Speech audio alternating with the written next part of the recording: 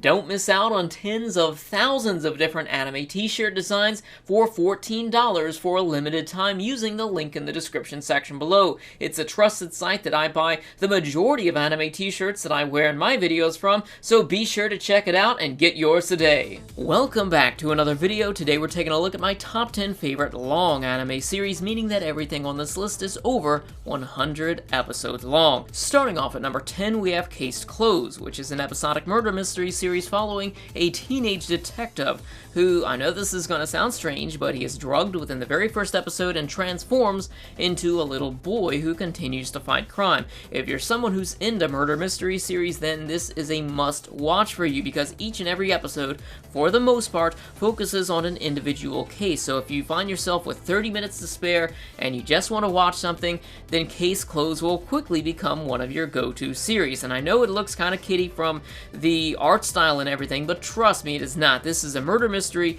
people get their heads cut off, and there's also blood here too, so it's definitely not how it seems. Next at number 9, we have the original anime for Naruto, and this does not include Shippuden. Now the reason why I'm only adding the original anime was because it had a particular charm to it, which I really enjoyed, but from the later series of Shippuden, but I also enjoyed the original anime because it had this sense of adventure where we had our teams that were adventuring out to different villages and off to complete different missions, and I also enjoyed it for its villains more so in the first part than in the latter. Next at number 8, we have Fist of the North Star, which is a hyper-violent anime following Kenshiro in a post-apocalyptic world where he goes from location to location kicking all sorts of ass. And if you're someone who's a really big fan of Fist of the North Star, who's kind of upset because I put it so low on the list, I would recommend reading the manga, because reading the manga for me changed my view of the anime, because it does it no justice. This is one of the anime that seriously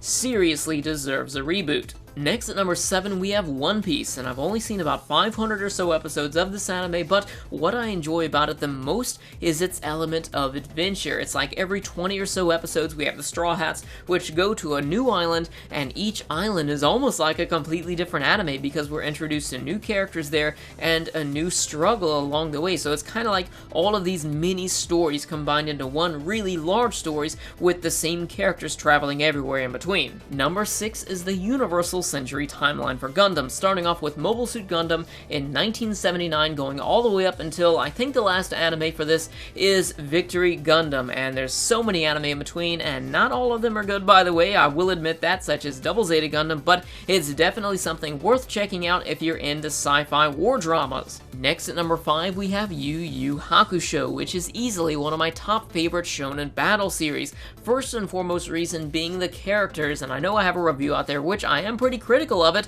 in terms of its battles and also the final season, but it remains standing strong as being one of my favorites simply because the characters are just that damn good, and it also has one of the very best first episodes in all of anime. It's really good. You should definitely check it out if you haven't yet. Next at number 4, we have Hajime no Ippo, which makes me just facepalm myself because I waited so long to watch this anime, and the reason why I love this one so much is because it focuses on its characters. Not only do we get to see the personal lives of our main characters, and especially Ippo, but we also get to see the personal lives and also perspectives of many of his rivals as well, and continuing on. Sometimes we have several episodes where it's only focusing on some of these characters, and I really love that they did that. Number 3 is an anime which truly lives up to its name, JoJo's Bizarre Adventure. Now, this is one hell of a bizarre adventure, and at first, I kind of had a bumpy start with this because it's such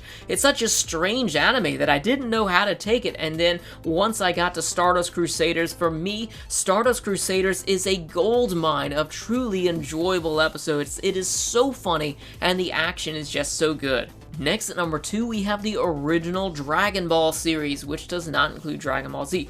Now, what I love about this show so much is its first 2 arcs, the Pilaf Saga and the World Martial Arts Tournament, which I do have reviews of this, by the way. I know I need to finish up with the final part of the review, but it's a show which, to me, in the early half of it, is endlessly rewatchable and is a timeless classic. I love this so much because of its characters and also its adventure equally. It is so funny, and I just love this show. You need to watch it if you haven't seen it yet. If you're someone who has only seen Dragon Ball Z, you owe it to yourself to watch the original. Now, before I get to number 1, I have an honorable mention, which is Hunter x Hunter 2011, because I know lots of people are going to be asking me about why it's not on the list, and the only reason why I did not consider this anime for the list is because I'm still watching it, and I have not seen 100 episodes of it yet. I'm still 60-some episodes in, and I don't think it would be fair for me to compare this to all of the other anime, which I've seen so much more of. And lastly, at number 1, we have Legend of the Galactic Heroes, which is a space war drama.